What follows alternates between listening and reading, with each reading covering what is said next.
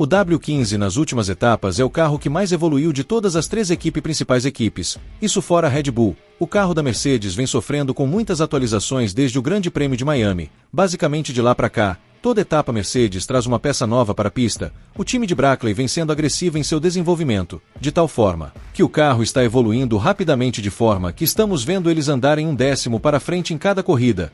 Isso não acontecia no passado justamente por ter uma enorme discrepância no que acontecia no simulador para o que acontecia na pista. Basicamente, os dados que se via nos simuladores colocavam a Mercedes em um ponto na ordem de força que não se traduzia dentro da pista. Então, quando James Allison entrou na Mercedes novamente para liderar esse projeto do W15, o projetista afirmou em entrevista que primeiro, o W15 tinha como objetivo ser um carro simples de entender como funciona e compreender os erros, enquanto no resto da temporada, o time de Brackley tinha um planejamento agressivo para as atualizações, de forma que fizesse o carro evoluir a cada etapa. Relembro que disse o projetista, abre aspas.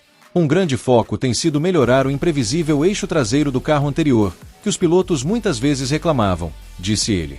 Trabalhamos nisso para tentar criar um carro que os tranquilize. No início de uma curva, quando você freia forte e faz a curva, a traseira precisa parecer sólida como uma rocha. Então, à medida que você chega ao ápice, o carro precisa se sentir cada vez mais ágil e ansioso para virar. Temos tentado incorporar isso. Também trabalhamos duro para criar um carro menos arrastado e para agregar desempenho nas curvas, disse ele. Também houve algumas tarefas de limpeza em áreas nas quais tínhamos espaço para melhorias, incluindo o efeito DRS e o desempenho dos pit stops. Sempre fomos muito bons em entregar um pit stop com regularidade, em um tempo repetível, o que é fundamental. O tempo repetível em que conseguimos fazer nossos pit stops ainda foi 3 a 4 décimos mais lento que o das melhores equipes. Então, esperamos que tenhamos caminhado na direção certa. Um novo chassi e uma caixa de câmbio eram padrão para todos os anos, antes dos limites de custo, e haverá várias outras equipes que fizeram as duas coisas em um único ano, disse ele. Mas o limite de custo força você a escolher suas batalhas, e não há dúvida de que ter uma nova carenagem externa e, ao mesmo tempo, ter um novo chassi são dois grandes projetos que vão ocupar uma parte do nosso poder de fogo disponível. Foi isso que fizemos este ano. Isso significa que em outras partes do carro não tentamos nos reinventar, mas permitiu-nos realizar alguns grandes projetos sem gastar muito e acreditamos que está em uma boa e importante utilização dos nossos esforços. Quase nenhuma mudança de acerto foi feita entre o TL3 e a sessão de classificação, disse Allison no vídeo de debriefing da Mercedes. Claro que tiramos combustível e aumentamos a potência do motor, mas nenhuma alteração significativa no acerto, pois acreditávamos ter encontrado uma boa janela no TL3. Porém, estamos começando a ver um padrão surgir. Na maioria dos finais de semana, temos um período em que nos sentimos bem com o carro, confiantes, mas nas sessões que importam, na classificação e na corrida, o desempenho cai. Se tentarmos traçar esse padrão, a correlação mais forte que podemos fazer no momento é que a competitividade cai quando a pista está quente, o dia está mais quente, e, consequentemente, a temperatura dos pneus sobe. Os nossos melhores momentos foram todos em sessões mais frias, o que nos dá algumas pistas sobre o que precisamos fazer daqui para frente. É difícil definir o tempo que isso levará, disse ele.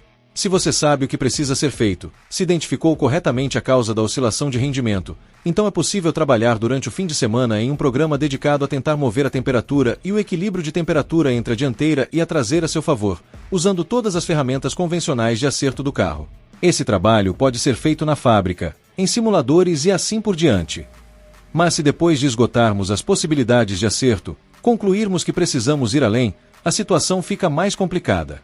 Isso significa que há características subjacentes, como o mapa aerodinâmico projetado ou a suspensão, que estão agravando esse problema específico. Para corrigi-lo de forma definitiva, seria necessário mudar essas características. Pode ser uma solução rápida ou algo mais complexo. Como podem ver, o planejamento da Mercedes está seguindo como esperado. James Allison deu a letra no início do ano afirmando que esse carro seria melhor que seus antecessores, e está se provando isso. No entanto, para o Grande Prêmio de Barcelona, a equipe de Brackley planeja atacar forte as equipes da frente, com uma enorme melhoria no seu assoalho. Veja o que disse Adrian Chauvelin sobre isso. Abre aspas. Acho que definitivamente, desde Imola, tomamos as medidas certas e colocamos peças no carro que estão funcionando, algo que sofremos demais nos últimos anos. Agora sim, parece que estamos adicionando desempenho a cada fim de semana e teremos novidades chegando também. Novas peças chegarão em Barcelona que devem nos ajudar. Portanto, espero sinceramente que possamos continuar esta trajetória positiva. Às vezes, quando você traz uma parte altamente visível, como a carroceria ou a asa dianteira, isso é basicamente o que as pessoas pensam que mudou o desempenho, disse ele. Mas a verdade é que, nas últimas 3 corridas, trouxemos tantas peças novas, visíveis e invisíveis, que contribuíram em milissegundos para mais desempenho. Acho que é aqui que esses ganhos marginais têm esse efeito positivo. Isso foi apenas um enorme esforço da fábrica, então acho que a roda começou a ter algum movimento real. Acho que quando você termina em 3º e 4º lugar de onde viemos, então é uma corrida positiva, disse ele. P3 e P4 é muito melhor do que tivemos anteriormente nas últimas corridas. Então isso é bom. Mas acho que ambos os pilotos perceberam que havia mais porque poderíamos ter ganhado 1 ou 2 posições, e é por isso que prevalece um tipo de sentimento negativo. Mas se você tivesse dado a eles o P3 e o P4 antes do fim de semana, provavelmente eles teriam aceitado. Talvez por alguns minutos sonhamos com isso, mas na realidade, provavelmente não. De qualquer forma, os dados dos simuladores apontam a Mercedes mais forte em Barcelona. No entanto, George Russell afirmou que não está tão empolgado assim, e ele prefere ter cautela até ver os resultados na pista. Veja o que disse o jovem inglês, abre aspas novamente. Eu estava indo para os boxes porque pensei que o novo pneu, médio, teria sido muito competitivo no final. Preciso olhar para isso porque, para ser honesto, pensando bem, acho que tivemos um ritmo muito bom. Esses caras estavam com usados e eu com novos. Achei que estaríamos em uma posição muito forte para lutar. Mas houve muitas mudanças e você sabe como as coisas são planejadas retrospectivamente. A Red Bull lutou um pouco com seu carro nas últimas 3 corridas, então acho que precisamos ver como será o desempenho deles em Barcelona, que é um circuito um pouco mais convencional. Neste fim de semana não foi uma surpresa para nós porque todos os números na fábrica nos disseram que encontraríamos um grande desempenho com essas atualizações, então Barcelona será interessante para todos. Mas e você, fã de Fórmula 1? Acha que a Mercedes estará mais forte em Barcelona? Diga sua opinião nos comentários. Muito obrigado por assistir até aqui, espero que você tenha gostado do vídeo, considere se inscrever no canal, muito obrigado e até a próxima.